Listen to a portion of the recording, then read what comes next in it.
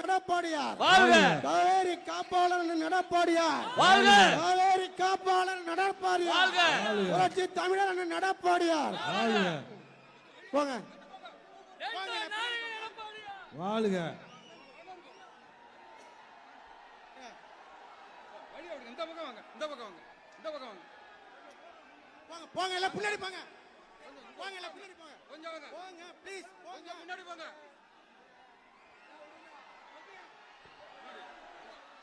ஜா நிக்காதீங்க. கொஞ்சம் கொஞ்சம் போங்க. நல்லங்க மாப்ள. அங்க சேர் போட்டுங்க. அங்க சேர் போட்டுங்க.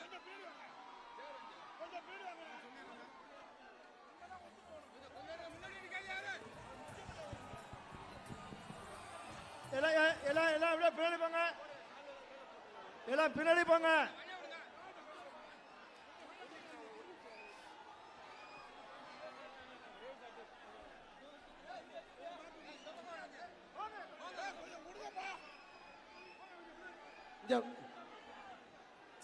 பின்னாடி போங்க. போங்க எல்லாம் பின்னாடி போங்க.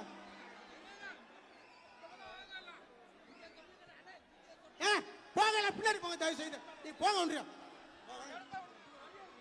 நாளைய முதலமைச்சர் அண்ணன் எடப்பாடியார், கழக பொதுச் செயலாளர் எடப்பாடியார், நாளைய முதலமைச்சர் அண்ணன் எடப்பாடியார், கழக பொதுச் செயலாளர் எடப்பாடியார், கழக பொதுச் செயலாளர் அண்ணன் எடப்பாடியார், நாளைய முதலமைச்சர் அண்ணன் எடப்பாடியார், கழக பொதுச் செயலாளர் அண்ணன் எடப்பாடியார், புரட்சி தலைவி அம்மா, புரட்சி தலைவர் எம்ஜிஆர், கழக பொதுச் செயலாளர் எடப்பாடியார், நாளைய முதலமைச்சர் அண்ணன் எடப்பாடியார், கழக பொதுச் செயலாளர் அண்ணன் எடப்பாடியார், நாளைய முதலமைச்சர் எடப்பாடியார், காவேரி காப்பாளர் எடப்பாடியார், நாளைய முதலமைச்சர் அண்ணன் எடப்பாடியார், நாளைய முதலமைச்சர் அண்ணன் எடப்பாடியார், கழக பொதுச் செயலாளர் இது வல்லவா.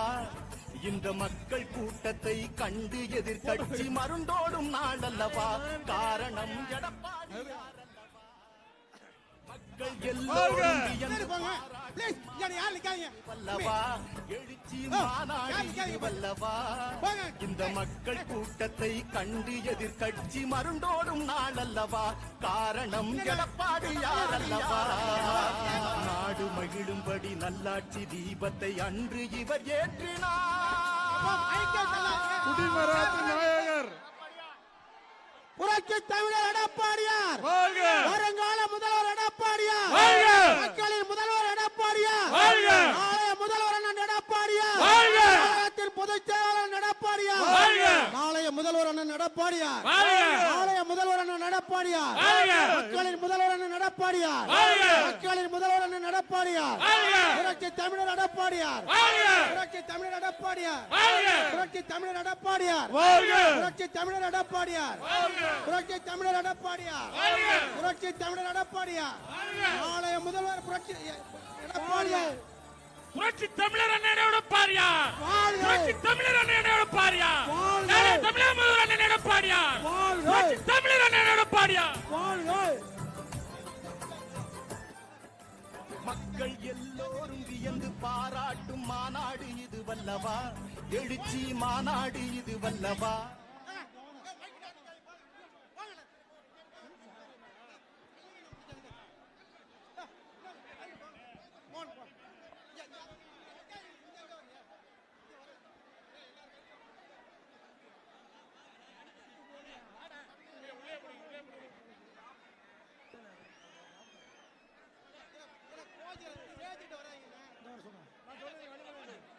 மாண்புமிகு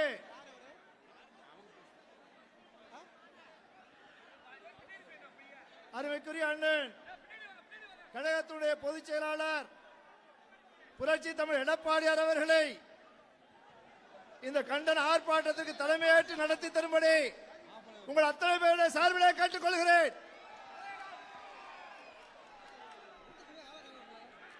அதை நான் வழிமொழி உங்கள் அத்தனை பேரின் சார்பாக வழிமொழிகின்றேன். அதை நான் வழிமொழிகின்றேன். அதை நான் வழிமொழிகின்றேன்.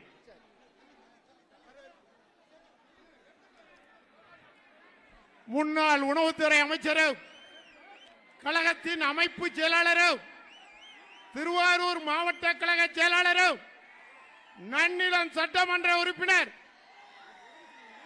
மரியாதைக்குரிய அண்ணன் காமராஜ் அவர்கள் வந்தவரை எல்லாம் வரவேற்று பேசுவார்கள். அன்பார்ந்த நண்பர்களே, கழக தோழர்களே, மேடையில் உள்ளவங்க எல்லாம் தயவு கூர்ந்து கொஞ்சம் இறங்கி கூட்டத்தை, நம்மளுக்கு ஒழுக்கம் முக்கியம், கட்டுப்பாடு முக்கியம், அனைவரும் அமைதி காக்க வேண்டும். எல்லாரும் அப்படியே இறங்குங்க. மேடையில் இருக்கலாம் அப்படியே கீழே இறங்க, கொஞ்சம் அப்படியே மேடையில் இருக்க அப்படியே கீழே இறங்க. நிக்காதீங்க யாரும், இந்த இடத்துல நிக்காதீங்க யாரும், இந்த இடத்துல நிக்காதீங்க. பொறுப்பாளர்கள் தயவு செய்து இந்த இடத்துல நிக்காதீங்க. மேடையில் உதயகுமார், உதயகுமார், உதயகுமார், உதயகுமார், என்ன சண்டை போடுற போ, உதயகுமார் போ, அழைச்சி போங்க. இங்க நிக்காதீங்க, இங்க நிக்காதீங்க, நிக்காதீங்க, யாருங்க நிக்காதீங்க, நிக்காதீங்க, அப்படியே போங்க. அப்படியே இங்க யாரும் முன்னாடி நிக்காதீங்க. சரணா தள்ளுங்க, அப்படியே தள்ளு, யாரும் இங்க நிக்க விடாதீங்க, போங்க. யாருங்க முன்னாடி நிக்காதீங்க. கட்டுப்பாடு முக்கியம். நம்முடைய பொதுச்செயலாளர் வந்திருக்கிறார். தயவு செய்து எல்லாரும் அமைதியாக அப்படியே பின்னாடி போங்க. பின்னாடி தம்பி, பின்னாடி போ. உதயகுமார் தள்ளுப்பா. ஒன்றியம், ஒன்றியம் மன தள்ளுங்க. ஒன்றியம் யாருங்க நிக்காதீங்க. ஒன்றியம் வாங்க. ஏன் நீங்க வந்தீங்க? அப்படியே பின்னாடி போங்க, போங்க பின்னாடி, பின்னாடி போக சொல்லுங்க.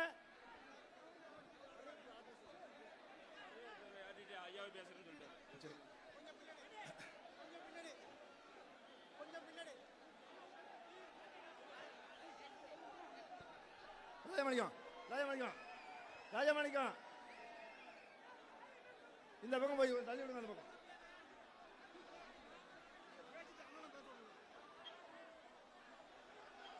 மாபெரும் சபையில் நீ நடந்தால் உனக்கு மாலைகள் விட வேண்டும். ஒரு மாற்று குறையாத மன்னவன் இவன் என்று போற்றி புகழ வேண்டும் என்று சொன்ன புரட்சி தலைவர் எம்ஜிஆர் அவருடைய ஆசியோடு அம்மா என்றால் அன்பு, அம்மா என்றால் அன்பு என்கிற அன்பு மொழியை உலகத்திற்கு தந்த நம்முடைய இதயம் புரட்சி தலைவர் அம்மா அவருடைய அருளாசியோடு அனைத்து இந்திய அண்ணா திராவிட முன்னேற்ற கழகத்துடைய 2 கோடி என்ன சொல்லணா மறுபடியும் போட்டா அப்புறம் போடலாம். சொல்ல கேளுங்கப்பா. நடராஜே என்னது போங்க.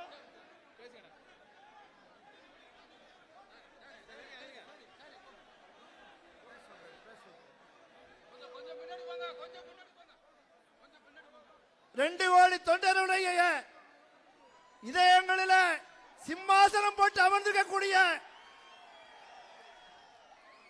அனைத்து இந்திய அண்ணா திராவிட முன்னேற்ற கழகத்துடைய பொதுச் செயலாளர் 2 கோடி தொண்டர்களுக்கும் நீங்கள் தான் வாழ்க்கை, தமிழகத்திற்கு நீங்கள் தான் வாழ்க்கை என்று அத்தனை போராளும் இன்றைக்கு எங்களுடைய எதிர்காலமே, எங்கள் நம்பிக்கை நட்சத்திரமே என்று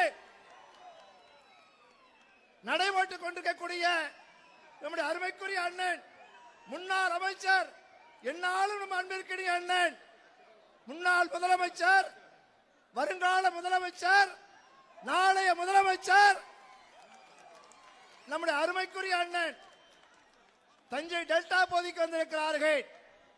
தஞ்சை டெல்டா பகுதிக்கு, நம்முடைய காவிரி டெல்டா பகுதிக்கு, சோழ தேசத்திற்கு வந்திருக்கிறார்கள். சோழ தேசத்திற்கு பல வரலாறுகள் இருக்கிறது. கல்லணையை கட்டியதால் கரிகால சோழ மன்னன் இன்றைக்கு வரலாற்றில் நீடித்து நிலைத்திருக்கிறான். அதை போல தஞ்சை பெரிய கோயிலை கட்டியதால, தஞ்சை பெரிய கோயிலை நிர்மாணித்ததால ராஜராஜ சோழன் இன்றைக்கு வரலாற்றில் நீடித்து நிலைத்திருக்கிறார். அந்த மன்னன் எல்லாம் வரலாற்றில் நிலைத்திருப்பதை போல நம்முடைய அண்ணனும் வரலாற்றில் நிலைத்திருக்கிறார். எப்படி என்று சொன்னால், இதை மண்ணை காத்தார்.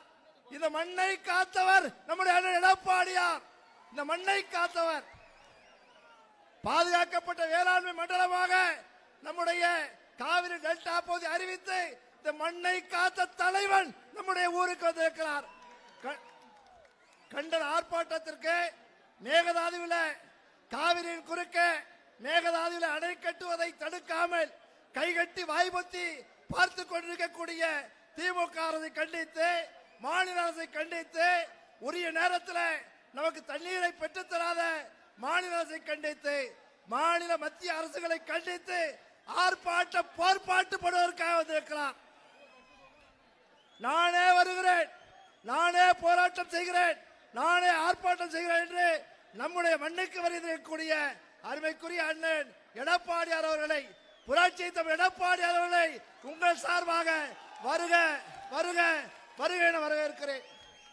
அதே போல இங்கே வருகின்றக்கூடிய எனது அருமைக்குரிய அண்ணன்மார்கள், அருமைக்குரிய சகோதரர்கள், முன்னாள் அமைச்சர்கள், அதே போல அனைத்து டெல்டா பகுதியை சேர்ந்த மாவட்ட கழகத்துடைய செயலாளர்கள், அமைப்பு செயலாளர்கள், வருகின்றக்கூடிய தலைமை கழகத்துடைய நிர்வாகிகள், மற்ற மாவட்டங்களிலிருந்து வருகக்கூடிய எனது அருமைக்குரிய அருமை சகோதரர்கள், அதே போல ஒன்றிய கழக செயலாளர்கள், நகர கழக செயலாளர்கள், பேரூராட்சி செயலாளர்கள், எல்லாவற்றுக்கும் மேலாக கிளை கழகத்துடைய செயலாளர்கள், பொதுமக்கள், விவசாயிகள், பத்திரிகையாளர்கள், தொலைக்காட்சி நண்பர்கள், உங்கள் அத்தனை பேரையும் வருக வருக வருக என வரவேற்று அமைகிறேன். நன்றி, வணக்கம்.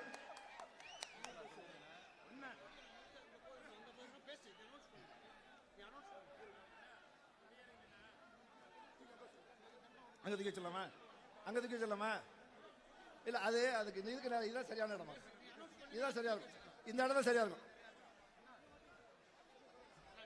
மரியாதைக்குரிய நம்முடைய அருமைக்குரிய அண்ணன், முன்னாள் முதலமைச்சர், இல்ல இல்ல இல்ல என்னாலும் நம்ம அன்பிற்கினிய அண்ணன் புரட்சி தமிழ் எடப்பாடியார் அவர்கள் நமக்காக, நம்முடைய மக்களுக்காக கண்டன உரை நிறுத்துவதற்காக உங்கள் சார்பாக அன்போடு அழைக்கிறேன்.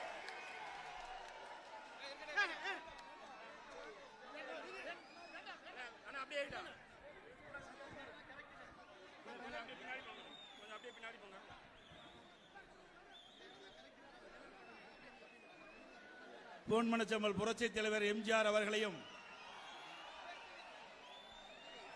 இதயம் புரட்சி தலைவி அம்மாவையும் வணங்கி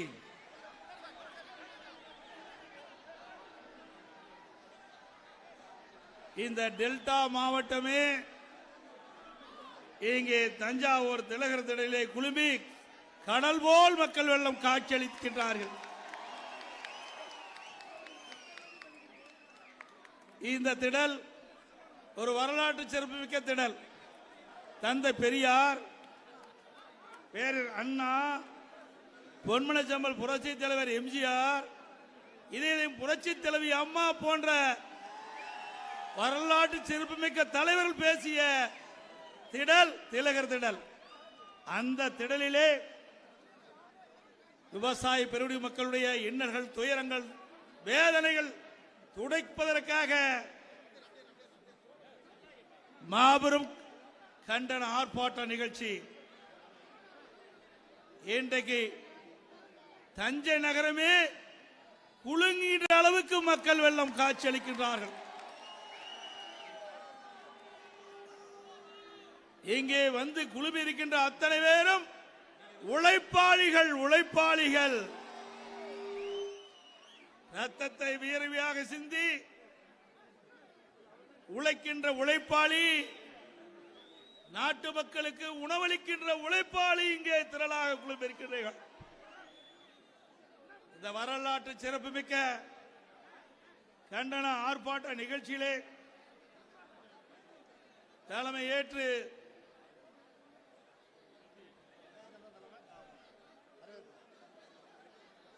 இந்த சிறப்பான நிகழ்ச்சிக்கு வரவேற்பு நிறுத்திய முன்னாள் அமைச்சர், கழக அமைப்பு செயலாளர்,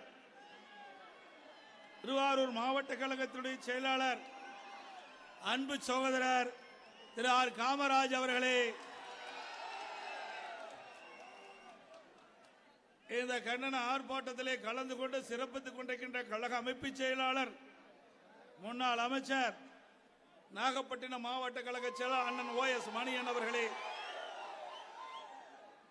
இந்த எழுச்சிமிக்க ஆர்ப்பாட்டத்திற்கு கலந்து கொண்டு சிறப்பித்துக் கொண்டிருக்கின்ற கழக அமைப்பு செயலாளர், புதுக்கோட்டை மாவட்ட கழக செயலாளர், முன்னாள் அமைச்சர் அரும்சோர் டாக்டர் விஜயபாஸ்கர் அவர்களே, இந்த நிகழ்ச்சியிலே கலந்து கொண்டு சிறப்பித்துக் கொண்டிருக்கின்ற தஞ்சாவூர் மத்திய மாவட்ட கழக செயலாளர் திரு எம் சேகர் அவர்களே, தஞ்சாவூர் மேற்கு மாவட்ட கழக செயலாளர் முன்னாள் MLA அண்ணன் திரு எம் ரத்தினசாமி அவர்களே, தஞ்சாவூர் கிழக்கு மாவட்ட கழக செயலாளர் முன்னாள் நாடாளுமன்ற உறுப்பினர் சகோதர RK பாரதி மோகன் அவர்களே, தஞ்சாவூர் தெற்கு மாவட்ட கழக செயலாளர் திரு CV சேகர் முன்னாள் MLA அவர்களே, வழக்கறிஞர் பிரிவுடைய தலைவர் வழக்கறிஞர் அண்ணன் திரு VS சேதுராமன் அவர்களே, கழக அமைப்பு செயலாளர் சகோதரர் திரு துரை செந்தில் அவர்களே, கழக அமைப்பு செயலாளர் சகோதரர் திரு காந்தி அவர்களே, தஞ்சாவூர் மாநகர கழக செயலாளர் அறிவுச்சாளர் திரு NS சரவணன் அவர்களே,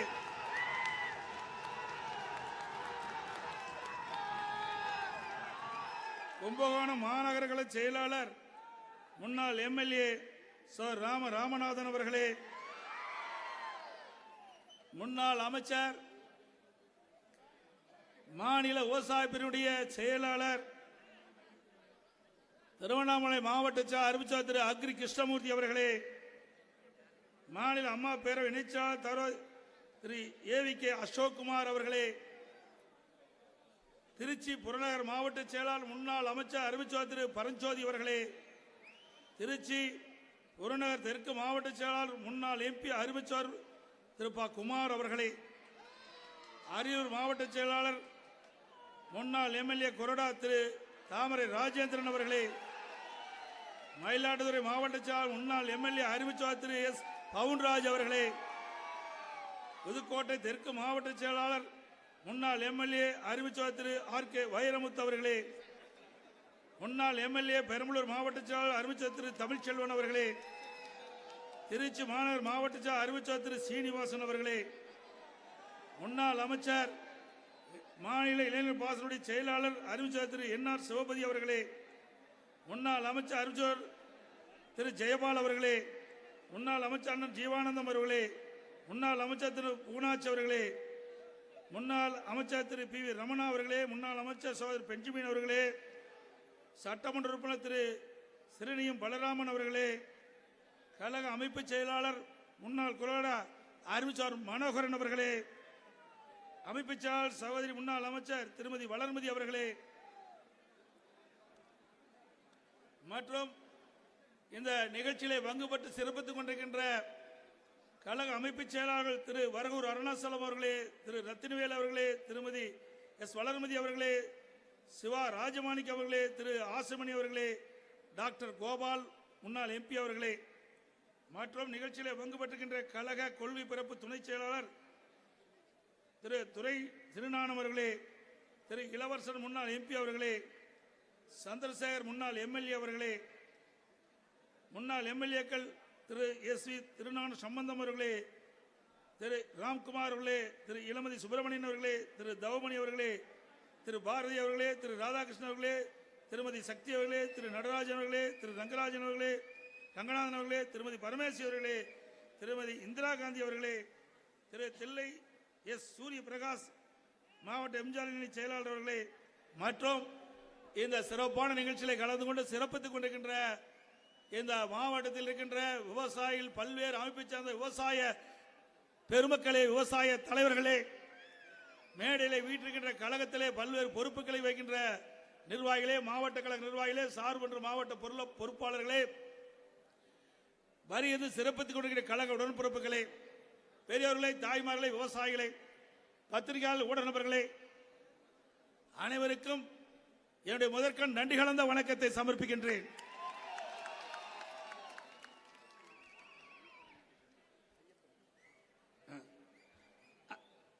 அருமை சகோதரர் பேரவை மாவட்ட ஐயப்பன் அவர்களே, பெயர் விட்டு போயிருந்தாலும் பொறுத்தருள வேண்டும் என்று அன்போடு இந்த நேரத்தில் கேட்டுக்கிறேன்.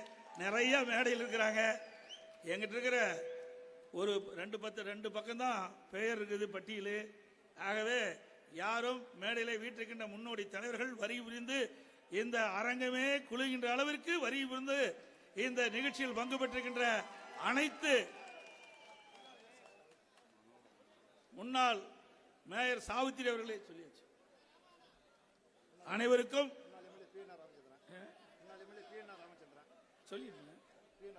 முன்னாள் எம்எல்ஏ PNR ராமச்சந்திரன் அவர்களே, மலையா அவர்களே, முன்னாள் எம்எல்ஏ நிறைய இருக்கிறாங்க. நம்ம கூட்டம் பெரிய கூட்டம். தமிழகத்திலேயே அதிக பொறுப்புள்ள கட்சி அதிமுக கட்சி தான். இன்றைக்கு அனைத்து இந்திய அண்ணா திராவிட முன்னேற்ற கழகத்தின் சார்பாக இந்த விடியா திமுக அரசையும் மத்திய அரசையும் கண்டித்து நடைபெறுகின்ற கண்டன ஆர்ப்பாட்டம். இன்றைக்கு இந்த டெல்டா மாவட்டம் என்று சொன்னாலே பொன் விளைகின்ற பூமி.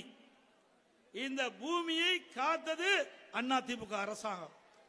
எனக்கு முன்னாலே சகோதரர் ராமராஜ் அவர்கள் குறிப்பிட்டதை போல இன்றைக்கு ஸ்டாலின் அவர்கள் அமைச்சராக இருந்த பொழுது, திமுக ஆட்சி செய்த பொழுது மீத்தேன் ஈத்தேன் இந்த பகுதியில் எடுப்பதற்கு புரிந்துணர்வு ஒப்பந்தம் போட்டது இன்றைய முதலமைச்சர் முன்னிலையில் தான் எண்ணி பார்க்க வேண்டும். ஆக அப்படி புரிந்துணர்வு ஒப்பந்தம் போட்டு விவசாயிகள் அச்சத்திலே உறைந்து போயிருந்தார்கள். பொன் விளைகின்ற பூமி பறி போய்விடுமோ என்ற அச்சத்தில் இருந்தார்கள்.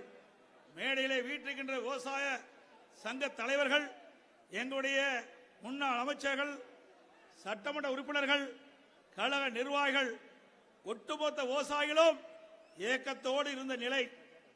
அவர்கள் கோரிக்கை வைத்தார்கள். அம்மாவுடைய அரசு இருக்கின்ற பொழுது, நான் முதலமைச்சர் இருக்கின்ற பொழுது, இந்த விடியா திமுக முதலமைச்சர் திமுக ஆட்சி இருக்கின்ற காலகட்டத்திலே நீத்தேன் ஈத்தேன் இந்த மண்ணிலே அதை எடுப்பதற்கு அனுமதி கொடுத்தார்கள். அதை தடுத்து நிறுத்த வேண்டும். இன்றைக்கு மத்திய அரசாங்கம் இன்றைக்கு மீத்தேன் ஈத்தேன் எடுப்பதற்கு இன்றைக்கு தனியாருக்கு தாரை வார்க்கக்கூடிய சூழ்நிலை இருக்கின்ற பொழுது எல்லா பகுதியிலும் போராட்டம் நடத்தினார்கள். புதுக்கோட்டையில் தொடர்ந்து போராட்டம், ஹைட்ரோ கார்பனுக்காக. அதே போல இன்றைக்கு டெல்டா மாவட்டத்தில் பல்வேறு இடங்களில் விவசாய மக்கள் தன்னுடைய நிலம் பறி போய்விடுமே என்ற ஒரு அச்சத்தின் அடிப்படையிலே தொடர் போராட்டம் நடத்தி கொண்டிருந்தார்கள். அந்த விவசாயிகள் வயிற்றில் பால் வாக்கின்ற விதமாக, அவருடைய அச்சத்தை போக்குகின்ற விதமாக அம்மாவுடைய அரசு, நான் முதலமைச்சர் இருந்த காலகட்டத்திலே நானும் ஒரு விவசாயி என்ற ஒரு நிலைப்பாட்டிலே இருந்தேன். அந்த நிலையிலே இருந்து வாக்கின்ற பொழுது எனக்கு ஒரு நிலம் இந்த டெல்டாவிலே இருந்தால் பறிபோனால் எப்படி என் உள்ளம் துடிக்கும் என்பதை எண்ணி பார்த்தேன். அந்த துடிப்பின் மூலமாக ஒவ்வொரு விவசாயிக்கும் இப்படித்தான் துடிப்பு இருக்கும் என்று எண்ணி அத்தனை பேர் துடிப்பையும் அனைத்து இந்திய அண்ணா திராவிட முன்னேற்ற கழக அரசு, அம்மாவுடைய அரசு தீர்தூக்கி பார்த்து ஒரு நிலையான சட்டத்தை கொண்டு வந்து அமல்படுத்தினோம். பாதுகாக்கப்பட்ட வேளாண் மண்டலம், பாதுகாக்கப்பட்ட வேளாண் மண்டலம். நீ எவரோ இன்றைக்கு ஹைட்ரோ கார்பனோ மீத்தேன் ஈத்தேன் எடுக்க முடியாது. அதுக்கு முற்றுப்புள்ளி வச்சாச்சு. அதை சாதித்த அரசாங்கம் அதிமுக அரசாங்கம். சீர்தூக்கி பாருங்கள். அனைத்து இந்திய அண்ணா திராவிட முன்னேற்ற கழகம் விவசாயிகளுக்காக எப்பொழுதும் குரல் கொடுத்துக் கொண்டு இருக்கணும். விவசாயம்தான் முன்னிலைப்படுத்திக் கொண்டிருக்கின்றோம். ஏனென்றால் விவசாயிகள் இரவென்றும் பகலென்றும் பாராமல் ரத்தத்தை வேர்வையாக மண்ணிலே சிந்தி உழைத்து இந்த நாட்டுக்கு உணவளிக்கின்றவன் விவசாயி. அப்படிப்பட்ட விவசாயி நலமோடு வளமோடு செழிப்போடு வாழ வேண்டும். அதற்கு அனைத்து இந்திய அண்ணா திராவிட முன்னேற்ற கழக அரசு எந்தெந்த வழியிலே உதவி செய்ய முடியுமோ அத்தனை வழியிலும் நாங்கள் உதவி செய்தோம். 50 ஆண்டு காலம் காவிரி நதிநீர் பிரச்சனை சட்ட போராட்டம் நடத்தி கொண்டிருந்தோம். அம்மா இருக்கின்ற பொழுது உச்ச நீதிமன்றத்திலே வழக்கு நடைபெற்றது. சட்ட போராட்டம் நடத்தி கொண்டிருந்தோம். துரதிருஷ்டவசமாக அம்மா இந்த மண்ணிலே இருந்து மறைந்தார்கள். மறைந்தாலும் அம்மாவுடைய எண்ணப்படி அம்மாவுடைய அரசு தொடர்ந்து சட்ட போராட்டம் நடத்தி 50 ஆண்டு கால பிரச்சனைக்கு உச்ச நீதிமன்றத்தின் மூலமாக தீர்வு கண்ட அரசாங்கம் அதிமுக அரசாங்கம். ஒரு நிலையான தீர்ப்பை பெற்றோம். ஒவ்வொரு ஆண்டும் நமக்கு குறிப்பிட்ட டிஎம்சி தண்ணி கர்நாடக அணையிலிருந்து திறந்து விட வேண்டும். உச்ச நீதிமன்றம் அளித்த தீர்ப்பு, அந்த தீர்ப்பை பெற்று விவசாயிகள் மகிழ்ச்சியோடு இருக்கின்ற இந்த தருணத்தில் சிந்திச்சு பாருங்க. அப்படி உச்ச நீதிமன்றம் தீர்ப்பு அளித்தும் கூட அப்பொழுது இருக்கின்ற மத்திய அரசாங்கம் நாம் கூட்டணியில் அங்கம் வச்சோம். அப்படி இருந்தும் நம்முடைய கோரிக்கை அவர்கள் காலதாமதம் செய்து கொண்டிருந்தார்கள். உடனடியாக நம்முடைய நாடாளுமன்ற உறுப்பினர் 37 பேர் நாடாளுமன்றத்திலே உச்ச நீதிமன்றம் அளித்த தீர்ப்பை நடைமுறைப்படுத்த வேண்டும் என்று எண்ணி குரல் கொடுத்து நாடாளுமன்றத்திலே 22 நாட்கள் நாடாளுமன்றம் ஒத்திவைக்கப்பட்டது. யாருக்காக? இந்த டெல்டா மாவட்டத்தில் இருக்கின்ற விவசாயியுடைய குரல் நாடாளுமன்றத்திலே ஒலித்தது. இந்த நாடே ஸ்தம்பிக்கின்ற அளவுக்கு, இந்த நாடே டெல்லியை நோக்கி பார்க்கின்ற அளவிற்கு, ஆஹா, தமிழ்நாட்டில் இருக்கின்ற நம்முடைய அனைத்து இந்திய அண்ணா திராவிட முன்னேற்ற கழக நாடாளுமன்ற உறுப்பினர்கள் இங்கே இருக்கின்ற விவசாயிகளுக்காக எப்படி போராடி வருகிறா என்று ஒரு திசையை இன்றைக்கு டெல்லி நோக்கி பார்த்தார்கள். அப்படிப்பட்ட அனைத்து இந்திய அண்ணா திராவிட முன்னேற்ற கழகம் விவசாயிகளுக்காக போராடி கொண்டிருக்கின்றது, விவசாய பிரச்சனைக்காக போராடி கொண்டிருக்கின்றது. அப்படி போராடிய காரணத்தினால்தான் மத்திய அரசுக்கு நாடாளுமன்றத்தின் மூலமாக அழுத்தம் கொடுத்த காரணத்தினால் உச்ச நீதிமன்ற தீர்ப்பை மதித்து உடனடியாக காவிரி மேலாண்மை ஆணையம், காவிரி நீர் முறைப்படுத்த குழு அமைக்கப்பட்டது. அது அனைத்து இந்திய அண்ணா திராவிட முன்னேற்ற கழக அரசுக்கு கிடைத்த வெற்றி, விவசாயிகளுக்கு கிடைத்த வெற்றி, ஒட்டுமொத்த டெல்டா விவசாயிகளுக்கு கிடைத்த வெற்றி. அதோடு இன்றைய நிலை என்ன? இன்றைக்கு கர்நாடக அரசு இன்றைக்கு ஒவ்வொரு ஆண்டும் ஏதாவது ஒரு பிரச்சனை எழுப்பிக் கொண்டிருக்கின்றார்கள்.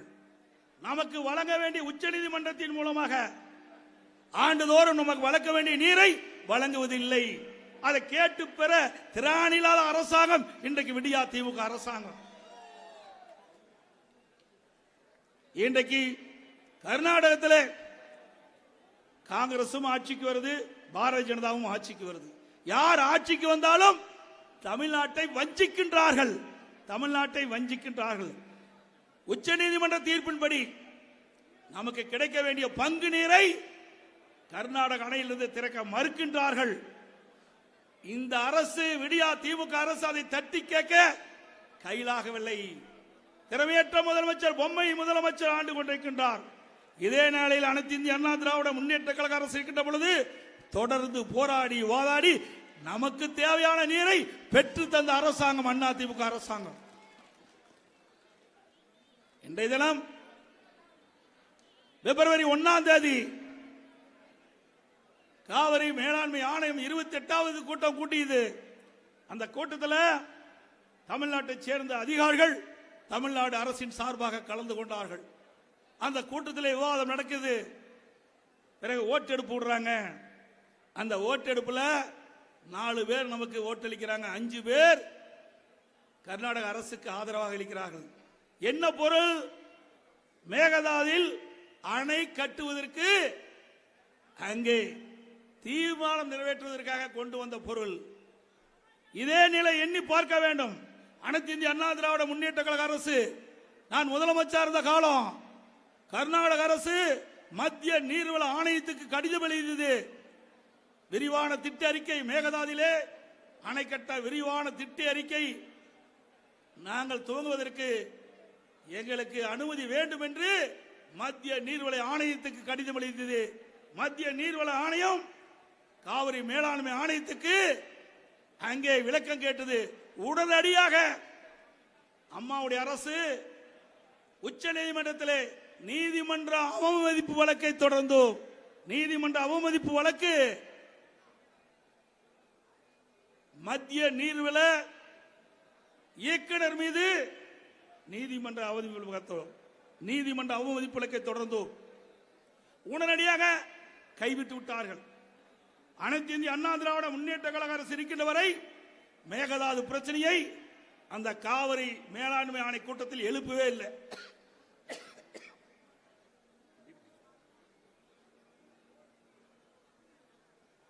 ஆனால் திறனற்ற முதலமைச்சர் தமிழகத்தை ஆண்டு கொண்டிருக்கின்ற இந்த வேளையில் நாம் பெற்று தந்த தீர்ப்பு, காவிரி நதிநீர் நாம் பெற்று தந்த தீர்ப்பு, அதை கூட காப்பாற்ற முடியாத வக்கில்லாத முதலமைச்சர் தான் இன்றைய முதலமைச்சர். அங்கே மேகதாது பிரச்சனை வருகின்ற பொழுது அந்த பொருள் அஜெண்டாவிலே சேர்த்துக்கின்ற பொழுது நீங்க உடனடியாக தமிழ்நாடு சார்பாக கலந்து கொண்டிருக்கின்ற அதிகாரிகள் வெளியிடப்பு செய்திருக்க வேண்டும். அதை விட்டுவிட்டு ஓட்டெடுப்பில் கலந்து கொண்டு தோல்வியுற்று இன்றைக்கு ஒரு மிகப்பெரிய பிரச்சனைக்கு உருவாக்கி விட்டார்கள். காவிரி மேலாண்மை ஆணையம் மத்திய நீர்வள ஆணையத்துக்கு தீர்மானத்தை அனுப்பப்பட்டிருக்கிறது. அது என்ன வரும்னு இதுவரைக்கும் தெரியல. ஆகவே அந்த ஓட்டெடுப்பிலே நம்முடைய அதிகாரிகள் கலந்து கொண்ட காரணத்தினாலே, அந்த ஓட்டெடுப்பிலே நாம் கலந்து கொண்டு தீர்மானம் நிறைவேற்றப்பட்ட காரணத்தினாலே, கர்நாடகத்துக்கு கூடுதலாக ஒரு வாக்கு வந்த காரணத்தினாலே மத்திய நீர்வள ஆணையம் என்ன செய்ய போறது என்று தெரியவில்லை. அதை எதிர்த்து தான் நாம் ஆர்ப்பாட்டமே நடத்துறோம். இந்த ஆர்ப்பாட்டத்துடைய நோக்கமே அதாங்க. நாம் கத்தி காத்தது, நாம் பெற்ற தீர்ப்பு, மேகதாதுல காவிரி மேலாண்மை ஆணையத்தில் எந்த ஒரு கருத்துருவும் கொண்டு வரக்கூடாது என்று தடை போட்டு வைத்திருந்தோம். இந்த விடியா திமுக அரசு ஆட்சிக்கு வந்த பிறகு இப்படிப்பட்ட ஒரு நிலைமைக்கு கொண்டு வந்து விட்டு விட்டார்கள். ஆகவே அதற்காகத்தான் இந்த கண்டன ஆர்ப்பாட்டம். சட்டமன்றத்தில் பேசினேன். நீர்வளத்துறை அமைச்சர் பதிலளித்தார். இதில் ஒண்ணு ஆகாது அப்படின்னு சொன்னார். ஒண்ணு ஆகாதுன்னா நீர்வள கமிஷன் எதற்காக காவிரி மேலாண்மை ஆணையத்திற்கு விளக்கம் கேட்பான? இன்றைக்கு காவிரி மேலாண்மை ஆணையம் ஒரு தீர்மானத்தை நிறைவேற்றி இன்றைக்கு மத்திய நீர்வள ஆணையத்துக்கு அனுப்பப்பட்டிருக்கின்றது. அப்படி ஏதாவது அனுமதி கொடுத்து விட்டால், மேகதாவிலே அணை கட்டப்பட்டு விட்டால் டெல்டா மாவட்டம் பாலைவனமாகிவிடும் என்பதை எச்சரிக்கின்றேன். இங்க இருக்கின்ற விவசாயிகள் விவசாயத்தை ஒன்றும் தெரியாது. இங்க இருக்கின்ற விவசாய தொழிலாளிகள் விவசாய தொழில் தட்டு மற்ற எதுவுமே தெரியாது. விவசாயிக்கும் வேறு தொழில் தெரியாது, விவசாய தொழிலாளருக்கும் வேறு ஒன்று தெரியாது. அது இப்படிப்பட்ட நிலைமையிலே நாம் காப்பாற்றி பல ஆண்டு காலமாக போராடி உச்சநீதிமன்றத்திலுமாக நல்ல தீர்ப்பை பெற்று காவிரி மேலாண்மை ஆணையம், காவிரி நீர் முறைப்படுத்தும் குழு நாடாளுமன்றத்தில் அழுத்தம் கொடுத்து பெற்று தந்த ஒரு அருமையான நிலையை இன்றைக்கு இந்த விடியா திமுக ஆட்சியிலே பறிபோய் விடுமே என்ற அச்சத்தின் அடிப்படையிலே உங்களை எல்லாம் அழைத்து இந்த கண்டன ஆர்ப்பாட்டத்தை நடத்தி கொண்டிருக்கின்றோம். அது மட்டுமல்ல, அனைத்து இந்திய அண்ணா திராவிட முன்னேற்ற கழகத்தை பொறுத்த வரைக்கும் விவசாயிகளுக்கு ஏராளமான திட்டங்களை நாங்கள் கொடுத்திருக்கின்றோம். இன்றைக்கு அனைத்து இந்திய அண்ணா திராவிட முன்னேற்ற கழகம் ஆட்சியில் இருக்கின்ற பொழுது விவசாயிகளுக்கு கடன் தள்ளுபடி, இதே புரட்சி தலைவர் அம்மா இருக்கின்ற பொழுது 2 முறை கடன் தள்ளுபடி, 2016 கடன் தள்ளுபடி, 2021 நான் முதலமைச்சர் இருந்த பொழுது 12,110 கோடி தள்ளுபடி. ஒரே 5 ஆண்டில் 2 முறை விவசாயிகளுக்கு தள்ளுபடி செய்த ஒரே அரசாங்கம் அண்ணா திமுக அரசாங்கம். கஷ்டத்திலும் துன்பத்திலும் வாடிக்கொண்டிருந்த விவசாயிகள் மகிழ்ச்சியோடு இருப்பதற்கு அடித்தளம் அமைத்த அரசாங்கம் அண்ணா திமுக அரசாங்கம். அது மட்டுமல்ல, விடியா திமுக அரசு தேர்தல் நேரத்தில் வாக்குறுதி கொடுத்தார்கள். இன்றைக்கு 5 சவரனுக்கு குறைவாக நகை வைத்திருக்கின்றவர்கள் ஆங்காங்க இருக்கின்ற தொடக்க வேளாண்மை கடன் சங்கத்திலே நகையை அடமான வைத்து நகை வைத்து பணத்தை பெற்றுக் கொள்ளலாம் என்று சொன்னார்கள். அந்த அடிப்படையிலே நம்முடைய தாய்மார்கள் சகோதரிகள் தங்கள் அணிந்திருந்த நகையை அங்க இருக்கின்ற தொடக்க வேளாண்மை கூட்டுறவு சங்கத்திலே வைத்து பணத்தை வாங்கி செலவு செய்து விட்டார்கள். அவர் நினைத்தார், ஒரு ஸ்டாலினும் உதயநிதி ஸ்டாலின் நினைச்சாங்க, காதல கடுக்கு போட்டுக்கிறியா, ரைட், கழுத்துல செயின் போட்டுக்கிறியா? இதையெல்லாம் அடுத்த கூட்டத்தில் உன் கழுத்தில் இருக்கக்கூடாது. உன் காதுல என்ன சொல்லுவாங்க, தோடு இருக்கக்கூடாது அப்படின்னு எண்ணி இதுக்காக ஒரு திட்டத்தை கொண்டாந்து அறிவிச்சு, பாவம் அது கேட்டாங்களா? கழுத்துல போட்டிருந்த நகை, அழகா போட்டுட்டு இருந்த நகை, இரவுகள் பாராமல் ரத்தத்தை வீரவியாக சிந்தி உழைத்து அதுல வாங்கின தங்கத்தை கழுத்தில் அணிஞ்சு காதுல தோடா போட்டிருந்தாங்களே, அது கூட பொறுக்க முடியாத திரு ஸ்டாலின், உதயநிதி ஸ்டாலினும் எல்லாம் அடமானம் வச்சு செலவு செஞ்சு என்னாச்சு? 48 லட்சம் பேர் அடமானம் வச்சாங்க. அது வெறும் 13 பேருக்கு தான் தள்ளுபடி. 13 லட்சம் பேருக்கு தான் தள்ளுபடி. 48 லட்சம் பேர் அடமானம் வச்சாங்க, 13 லட்சம் பேருக்கு தான் தள்ளுபடி. உடனே தொடக்க வேளாண் கூட்டுறவு சங்கத்தில் அடமானம் வைத்தவர்கள் அதுக்கு நோட்டீஸ் விட்டாங்க, நீங்க வட்டி கட்ட வேணும். அப்புறம் வட்டி கட்டினா அபராத வட்டி கட்ட வேணும். ரெண்டையும் கட்டினா தான் உங்க நகையை திருப்ப முடியும்னு பாதி பேருக்கு நகை முழுகி போச்சு. இதுதான் இந்த ஆட்சியில நம்முடைய தாய்மார்கள் கண்ட பலன். இன்னும் ஒருபடி மேலே போனா திரு உதயநிதி ஸ்டாலின் தேர்தல் நேரத்தில் பிரச்சாரம் பண்ணார். அப்ப தாய்மார்கள் எல்லாம் பார்த்தார், அம்மா நீங்க கழுத்துல நகை அணிஞ்சிருக்கிறீங்க, ஏன் இன்னும் தொடக்க வேளாண்மை கூட்டுறவு சங்கத்துக்கு போய் நகையை வச்சு பணம் வாங்கலையா? காதுல தோடு போட்டிருந்தாங்க, ஏமா நீ தோடு போட்டுக்கிறிய, உடனே ஓடு தொடக்க வேளாண்மை கூட்டுறவு வங்கியில அந்த நகை வையி பணத்தை வாங்கி செலவு பண்ணுனாங்க. அட பாவிகளா, இப்படி எல்லாம் சொல்லிட்டு கடைசியில 13 லட்சம் பேருக்கு தான் தள்ளுபடி. பல்வேறு விதிகளை பல்வேறு தகுதிகளை வச்சு பல பேருக்கு கிட்டத்தட்ட 35 லட்சம் பேருக்கு நாமம் போட்ட கட்சி தான் திமுக கட்சி. எப்படி ஏமாத்து வேலை பாருங்க. அது மட்டுமல்ல, அண்ணா திமுக ஆட்சி வருகின்ற பொழுது இன்றைக்கு புயல் வந்தது. சாதாரண புயல், கஜா புயல் ஓட்டு பெரட்டி போட்டது.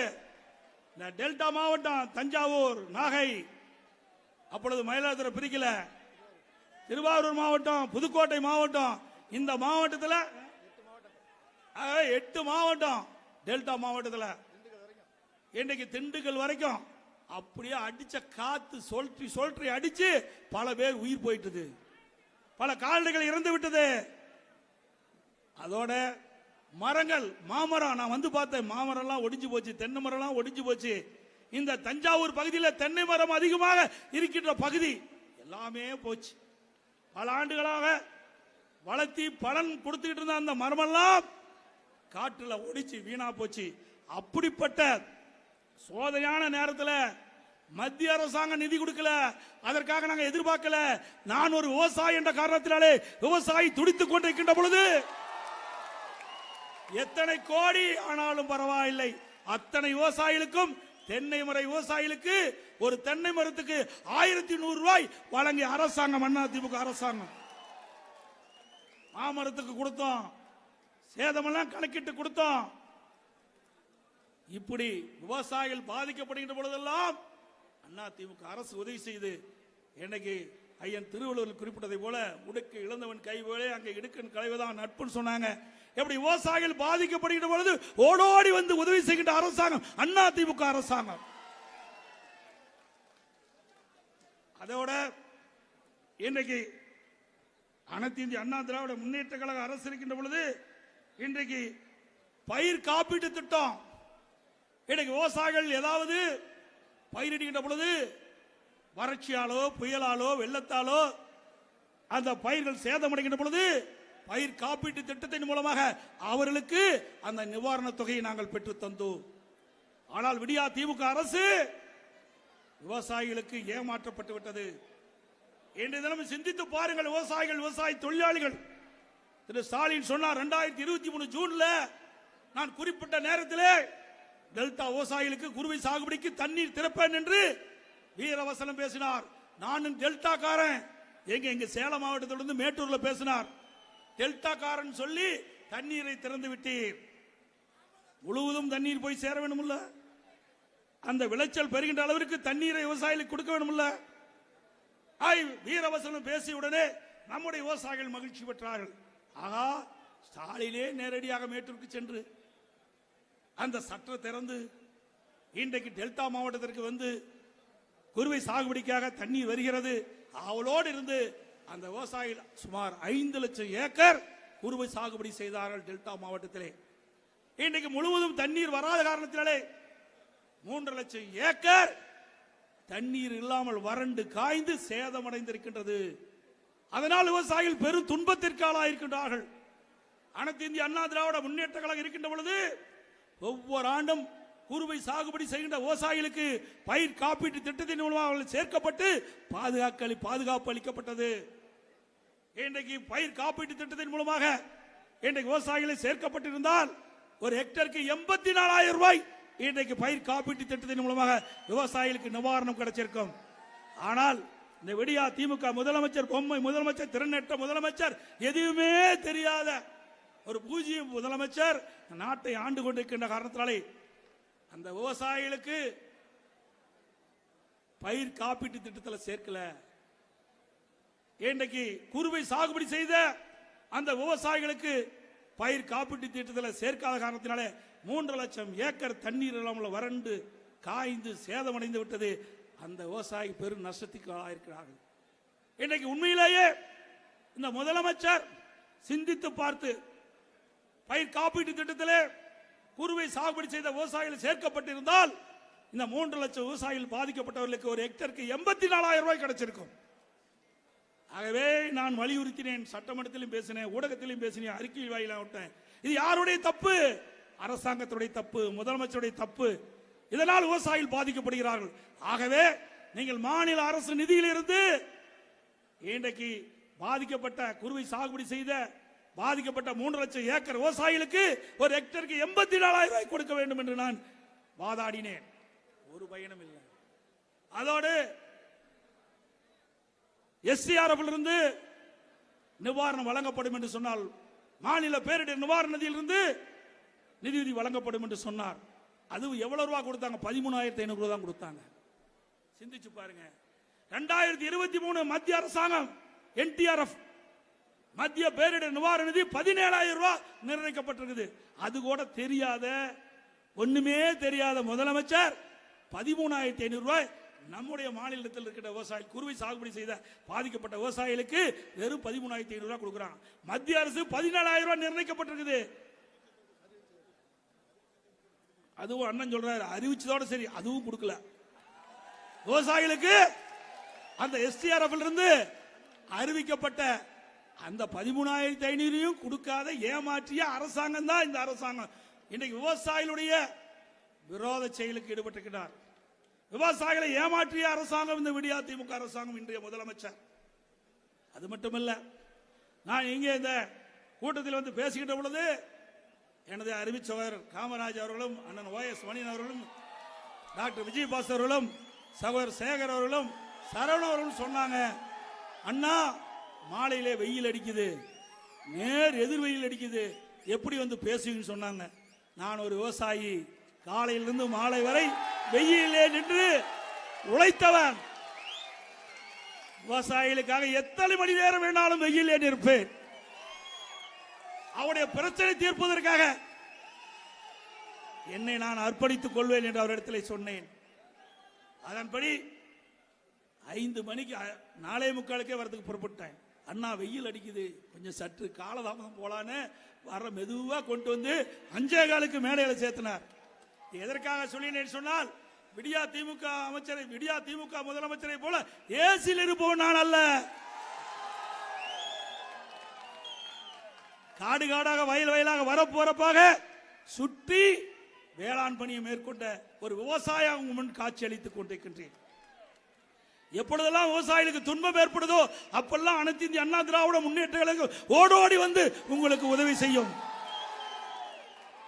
அதே போல மேட்டூர் அணை பல ஆண்டு காலமாக, கிட்டத்தட்ட 3 வருஷம் முந்தி 83 ஆண்டு காலம் தூர் வராமல் இருந்தது. இன்றைக்கு விவசாய பொதுமக்களை அழைத்து நீ யார் வேணாலும் மண் அள்ளிக்கலாம். ஒரு நாளைக்கு 5000 லோடு இன்றைக்கு வண்டல் மண் விவசாயிகள் அள்ளி சென்றார்கள். அதே போல தமிழ்நாடு இருக்கின்ற ஏரி குளங்கள் அத்தனையும் இன்றைக்கு பொதுப்பணித்துறைக்கு 14,000 ஏரிகள் பொதுப்பணித்துறையின் கீழ் வருகிறது. உள்ளாட்சியின் துறையின் கீழ் ஏரி குளம் குட்டை 26,000 வருகிறது. அனைத்தும் தூர் வார வேண்டும் என்று திட்டமிட்டு இன்றைக்கு பொதுப்பணித்துறையின் கீழ் வருகின்ற 8000 ஏரிகள் முதற்கட்டமாக எடுத்துக் கொள்ளப்பட்டு முழுக்க முழுக்க விவசாய பங்களிப்போடு இன்றைக்கு அந்த ஏரிகளை புனரமைக்க அந்த குடிமராமத்து திட்டத்தின் மூலமாக அந்த ஏரிகளை தூர்வார உத்தரவு போட்டு விவசாயிகளே அந்த வண்டல் மண்ணை அள்ளி அவருடைய நிலத்திற்கு இயற்கை உரமாக பயன்படுத்தினார்கள். அதே போல ஊராட்சி ஒன்றியத்தில் இருக்கின்ற ஏரி குளம் குட்டை எல்லாமே தூர்வாரப்பட்டது. இன்றைக்கு மழை காலங்களிலே பருவகால மழையிலே பெய்கின்ற மழை நீர் முழுவதும் சேமித்து வைக்கப்பட்டது. கோடை காலத்திலே குடிநீருக்கு பயன்படுத்தது. நிலத்தடி நீர் குறையாமல் பார்த்துக் கொண்டோம். அப்படி குடிமரமா திட்டத்தை சுமார் 1150 கோடி ரூபாய் செலவு செய்து உங்களுக்காக கொடுத்த அரசாங்கம் அதிமுக அரசாங்கம் அந்த திட்டத்தையும் கைவிட்டுட்டாங்க. அந்த திட்டத்துக்கு மூடு விழா பண்ணிட்டாங்க. சிந்திச்சு பாருங்க, இது என்ன அரசியல் கால் புரட்சி? இன்னும் எஞ்சிய 6000 பொதுப்பணித்துறையின் கீழ் இருக்கிற 6000 ஏரிகள் தூர்வாரப்படாமல் இருக்கிறது. அந்த ஏரியிலும் தூர்வாரப்பட்டால் அங்க இருக்கின்ற விவசாய குடிமக்களுக்கு அந்த வண்ணல் மண்ணை அள்ளி அவர்களுடைய நிலத்திற்கு இயற்கை உரமாக பயன்படுத்துவார்கள். அந்த திட்டத்தை கைவிட்டுட்டாங்க. இன்றைய தினம் ஒரு லோடு மண் அள்ள முடியுமா? அள்ள முடியுங்களா?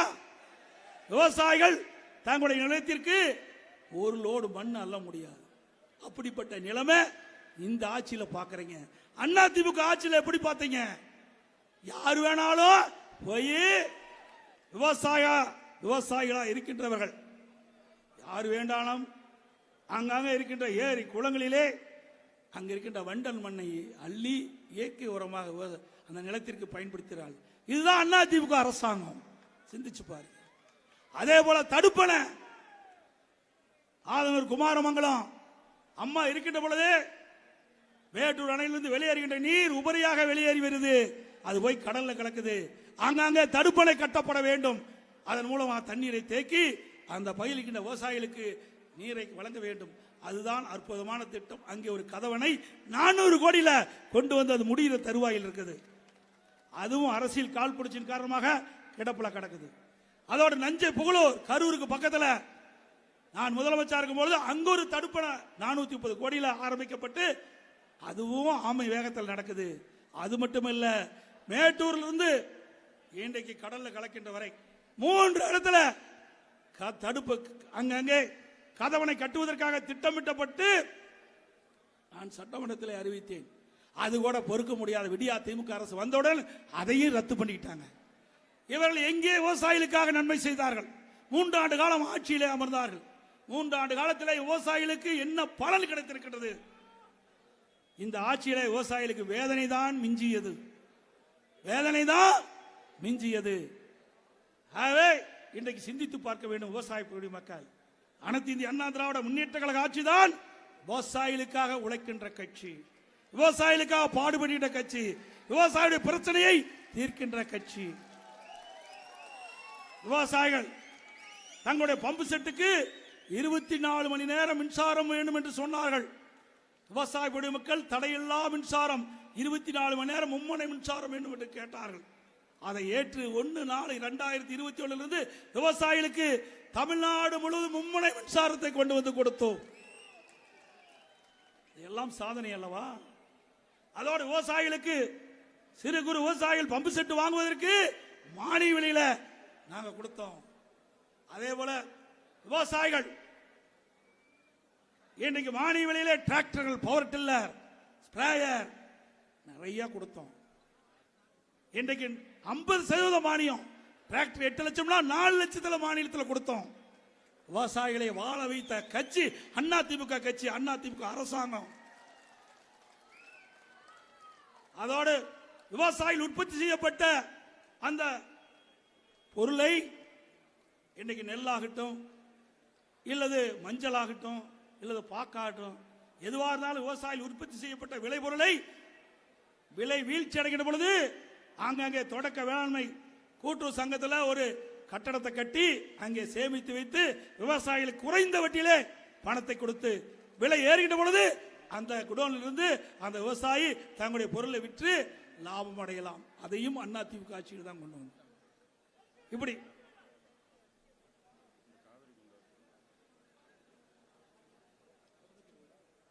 இப்படி விலை வீழ்ச்சியிலிருந்து விவசாயிகளை காப்பாற்றிய அரசாங்கம் அதிமுக அரசாங்கம். அதே போல கோதாவரி காவிரி இணைப்பு நான் முதலமைச்சர் இருந்த காலத்திலே அப்பொழுது மத்திய அரசிலே போராடி வாதாடி அதை நிறைவேற்றுவதற்கு நாங்கள் முயற்சி செய்தோம். மத்திய அரசு ஒத்துக்கொண்டது. அதற்காக 1 லட்சம் கோடி நிதி ஒதுக்கீடு செய்யப்படும் என்ற ஒரு உத்தரவாதம் எங்களிடத்திலே கொடுக்கப்பட்டது. அந்த ஒரிசா, தெலுங்கானா, ஆந்திரா அங்கிருந்து தமிழ்நாட்டுக்கு வர வேண்டும். அந்த வழியாக அங்க இருக்கின்ற முதலமைச்சரிடத்திலே நாங்கள் பேச்சுவார்த்தை நடத்தினோம்.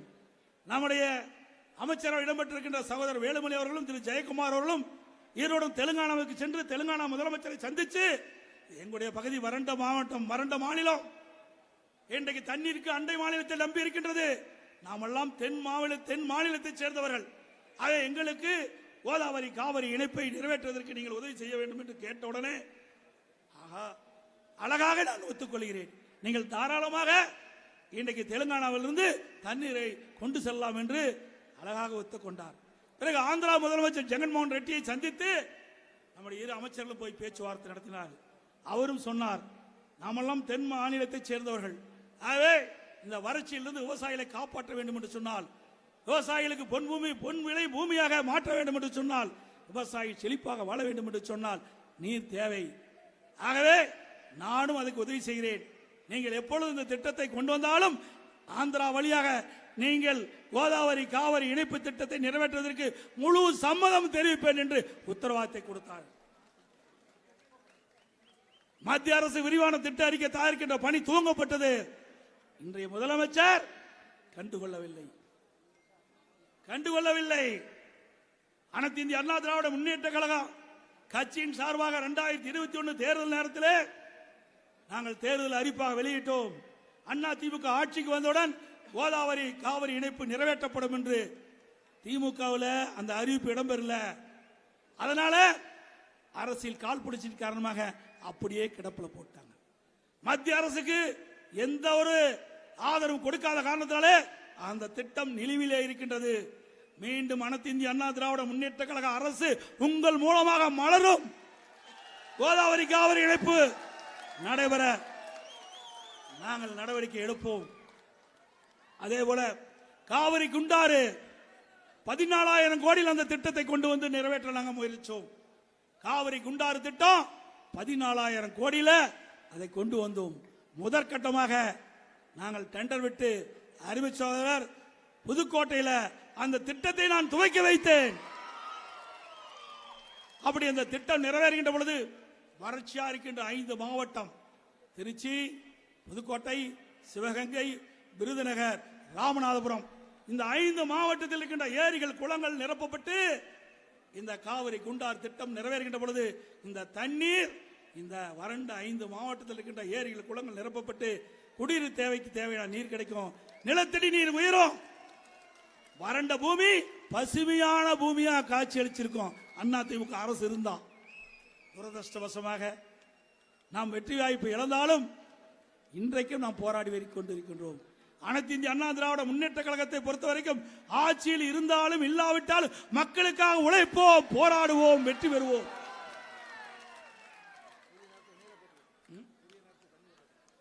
அதே நேரத்தில் இன்னைக்கு விடியா திமுக ஆட்சியில் நமக்கு கிடைக்க வேண்டிய பங்கு நீரை கர்நாடக அரசு அணையிலிருந்து கர்நாடக அரசிலிருந்து பெற முடியல. நம்முடைய விவசாயிகள் மழையை நம்பி, போர்விலை நம்பி சம்பா தாளடி பயிரை நடவு செய்தார்கள். அந்த பயிர் நல்லா வளர்ந்து செழித்து இருக்கின்ற அந்த நேரத்தில் அந்த ஊன் பிடிக்கும்.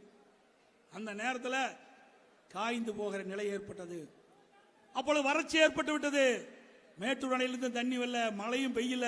அந்த காலகட்டத்தில் விவசாயிகள் கோரிக்கை வைத்தார்கள், விவசாய சங்க தலைவர் கோரிக்கை வைத்தார்கள். நான் அறிக்கை விட்டேன். இங்க இருக்கின்ற முன்னாள் அமைச்சர்கள், சட்டமன்ற உறுப்பினர்கள் கோரிக்கை வைத்தார்கள் இந்த அரசுக்கு. ஆகவே பல லட்சம் ஏக்கர்ல சம்பா தாளடி பயிர் டெல்டா மாவட்டத்தில் பயிரிடு செய்திருக்காங்க. ஆகவே இந்த ஒரு 15 நாளுக்கு நீங்கள் உடனடியாக தண்ணீர் மேட்டூர் அணையிலிருந்து திறக்க வேண்டும். அப்படி திறந்தால் பல லட்சம் ஏக்கர் உள்ள இன்னைக்கு சம்பா தாளடி பயிர் விளைச்சல் பெறும் என்று சொன்னோம். செவடங்காதல சங்குவதன மாதிரி கேட்கவே இல்லை.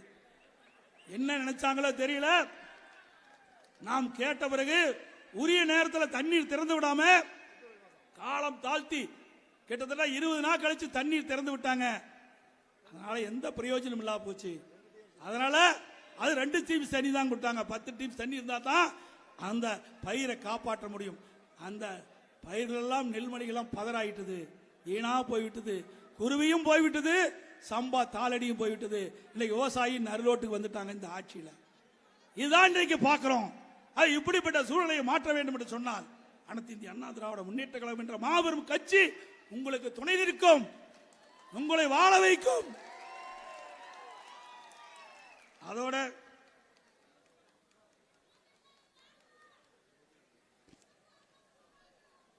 இன்னைக்கு விடியா திமுக அரசு தேர்தல் நேரத்தில் அறிக்கை விட்டாங்க.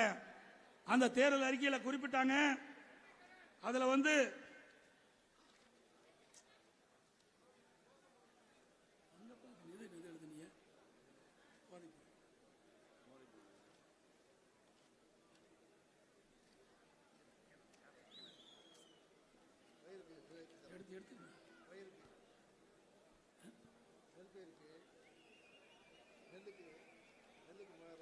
அதே போல அனைத்து இந்திய அண்ணா திராவிட முன்னேற்ற கழக அரசு இருக்கின்ற பொழுது எங்க அரசு நேரடி கொள்முதல் நிலையத்தில் விவசாயிகள் உற்பத்தி செய்யப்பட்டு விளைவித்த அந்த நெல் மூட்டைகள்லாம் உடனுக்குடன் கொண்டு போய் விற்பனை செஞ்சு உடனுக்குடன் அவருடைய வங்கியில கணக்கு கொடுத்து வங்கியில் வர வச்சு கொடுத்தோம்.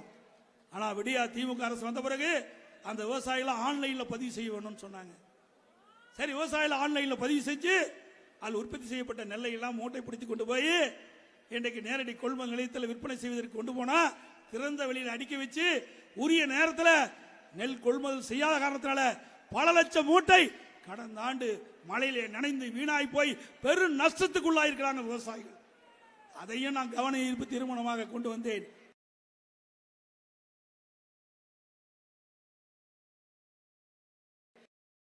அந்த நெல் மூட்டைகளெல்லாம் நெல் மணிகளெல்லாம் இன்னைக்கு மழையில நனைந்து முளைத்து விட்டது. விவசாயிகள் பாதிப்படைந்து விட்டார்கள்.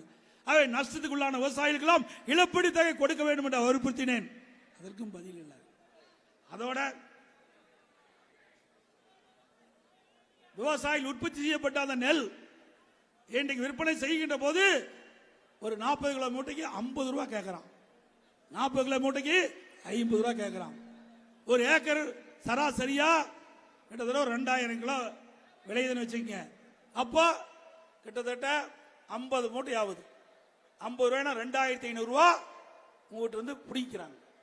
விடியா திமுக அரசு கஷ்டப்பட்டு இரவு பகல் பாராமல் மழையும் வெயிலையும் பொருட்படுத்தாமல் உழைத்து அந்த நெல் மூட்டையை நேரடி கொள்முதல் நிலையத்துக்கு கொண்டு வந்து விற்பனை செஞ்சா அந்த விற்பனை நிலையத்தில் இருக்கின்ற அந்த அதிகாரிகள் ஒரு மூட்டைக்கு 50 ரூபாய் லஞ்சம் பெற்றார்கள். அந்த விவசாயி எப்படி பிழைக்க முடியும்? ஒரு ஏக்கருக்கு 2500 ரூபாய் இன்றைக்கு இழப்பு இந்த ஆட்சியில் ஏற்படுகிறது. எந்த அளவுக்கு இந்த விவசாயிகளை கொடுமைப்படுத்துகிறார்கள் என்பதை நீங்கள் எண்ணி பார்க்க வேண்டும். விவசாயிகளுடைய ரத்தத்தை இந்த அரசு அட்டை போல உறிஞ்சுகிட்டது என்பதை எண்ணி பார்க்க வேண்டும். இதெல்லாம் இந்த முதலமைச்சருக்கு கண்டுகொள்ளவில்லை. எங்கெங்கெல்லாம் வருமானம் வருதோ அதையெல்லாம் பார்த்து பார்த்து பணத்தை பெறுகின்ற முதலமைச்சர் தான் இன்றைய முதலமைச்சர். அதே போல இன்றைக்கு தமிழ்நாடு முழுவதும் போதைப் பொருள் நிறைந்த மாநிலம் ஆயிட்டது. தமிழ்நாடு முழுவதும் போதைப் பொருள் நிரம்பிய மாநிலமாக காட்சி அளிக்குது. எங்க பார்த்தாலும் போதைப் பொருள், கஞ்சா விற்காத இடமே இல்லை. அதிகமா கஞ்சா விற்குதுன்னு சொன்னா தமிழ்நாட்டில் அதிகமா கஞ்சா விற்குது. இன்னைக்கு 2 நாளைக்கு முந்தி பார்த்திருப்பீங்க பத்திரிகையில, இன்றைக்கு திமுகவை சேர்ந்த ஒருவர், அவர் பெயர் ஜாபர் ஜாதிக் என்ற ஒருவர், திமுக அயலக அணி அமைப்பாளர். அதுக்கு ஒரு அணி வச்சுக்கிட்டாங்க. அயலக அணின்னு வச்சு அந்த ஜாபர் சாதிக்கு 2000 கோடி போதைப் பொருளை கடத்தப்பட்டதாக போதைப் பொருள் தடுப்பு இருக்கின்ற அதிகாரிகள் கண்டுபிடித்திருக்கிறாங்க. அவரை கைது செய்வதற்காக இன்றைக்கு அவர் வீட்டை இன்றைக்கு சீல் வச்சிருக்கிறாங்க. ஆக திமுக கட்சியில் இருக்கின்றவர் தான் இந்த போதைப் பொருள் இருக்கிறார் என்று நான் ஏற்கனவே பல முறை ஊடகத்திலையும் பத்திரிகையிலையும் தெரிவிச்சுட்டு வந்தேன், சட்டமன்றத்திலும் பேசிட்டு வந்தேன். அது உண்மை என்று இப்பொழுது வெட்ட வெளிச்சத்துக்கு ஆகிவிட்டது. அதை பிடிபட்டது 2000 கோடி. பல ஆண்டுகளாக இந்த போதைப் பொருள் விற்பனையிலே ஈடுபட்டுகின்ற பொழுது பல்லாயிரக்கணக்கான கோடி இன்றைக்கு இந்த போதைப் பொருள் மூலமாக இந்த ஜாபர் சாதிக் என்பவர் இன்றைக்கு இந்த போதைப் பொருள் பணத்தை ஈட்டிருப்பார் என்று போதைப் பொருள் தடுப்பு அதிகாரிகள் கணக்கெடுக்கிறார்கள். அது மட்டுமல்ல, அதில் இருக்கின்ற திமுக கட்சி சேர்ந்த ஒரு மாவட்ட செயலாளர் இன்றைய தினம் அவர் அலுவலகத்துக்கு இன்றைக்கு போதைப் பொருள் தடுப்பு பிரிவு அதிகாரிகள் போய் சோதனை செஞ்சிருக்கிறாங்க. மேல அலுவலகம் இருக்குது, கீழே அவர் கொரியர் சர்வீஸ் சகாரா எக்ஸ்பிரஸ் என்ற கொரியர் நிறுவனத்தை நடத்திட்டு வரார். அந்த கொரியர் நிறுவனத்தில் போய் சோதனை நடத்திட்டு போது ஒரு தனியார் தொலைக்காட்சி நிறுவனம் அங்க போய் அதெல்லாம் காட்சிப்படுத்த போயிருக்கிறாங்க. உடனடியா திமுக குண்டர்கள் அவரை தூக்கிட்டு போய் மிதிச்சு அடிச்சு உதச்சு இன்றைக்கு உயிருக்கு ஆபத்து ஏற்படுகின்ற அளவுக்கு வெளியில் தூக்கி போடும்போது எல்லா ஊடக நண்பர்களும் அங்கே போய் இன்று இன்றைக்கு காவல் நிலையத்தில் போய் வழக்கு பதிவு செய்ய வேண்டும் என்று போராட்டம் நடத்திட்டு இருக்கிறாங்க. நான் வரும்போது 3 மணிக்கு இந்த செய்தி கிடைச்சது. எந்த அளவுக்கு போதைப் பொருள் நடமாட்டம் இருக்கின்ற என்பதை வெட்ட வெளிச்சமாகிவிட்டது. திமுக கட்சி சேர்ந்த ஒரு மாவட்ட செயலாளரே இந்த செயலில் ஈடுபட்டிருக்கார். திமுக கட்சி சேர்ந்த ஒரு மாநில பொறுப்பாளர் 2000 கோடிக்கு மேல போதைப் பொருளை வெளிநாட்டுக்கு அனுப்பப்பட்டு என்று சொன்னால் தமிழ்நாடு போதைப் பொருள் நிறைந்த மாநிலமாக உருவாவதற்கு காரணமாக விடியா திமுக அரசு இருந்து கொண்டிருக்கிறது. இதை மத்திய அரசு தனி கவனம் செலுத்தி இதில் யாரெல்லாம் ஈடுபட்டார் என்பதை கண்டுபிடித்து அவர்களுக்கு உரிய தண்டனை வழங்க வேண்டும் என்று இந்த கூட்டத்தின் வாயிலாக கேட்டுக்கொள்கிறேன்.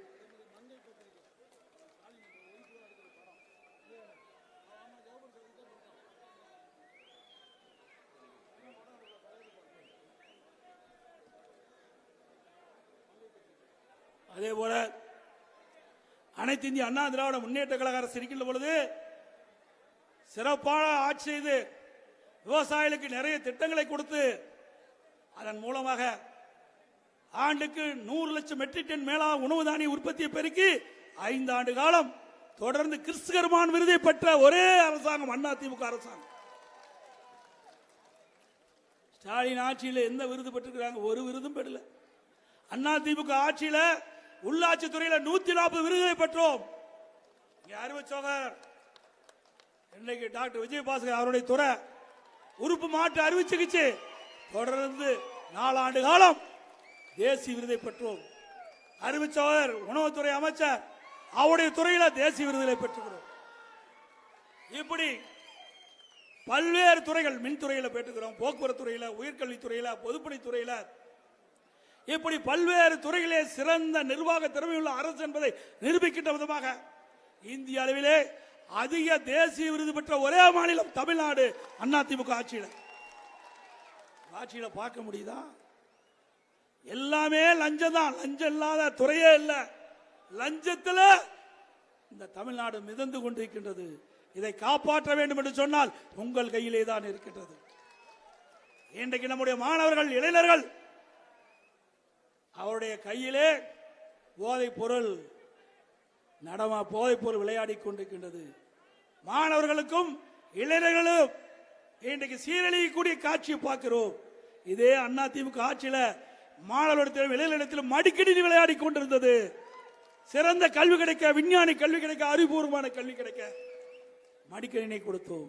இன்றைய அரசாங்கம் மாணவர்களையும் இளைஞர்களையும் சீரழிக்கின்ற விதமாக இன்றைக்கு போதைப் பொருள் தடையில்லாமல் கிடைத்து அவர்கள் சீரழிகின்ற காட்சி இன்றைக்கு தமிழகத்தில் அரங்கேறிக் கொண்டிருக்கின்ற வேதனையோடு இந்த நேரத்தில் சுட்டிக்காட்ட கடமைப்பட்டிருக்கின்றேன்.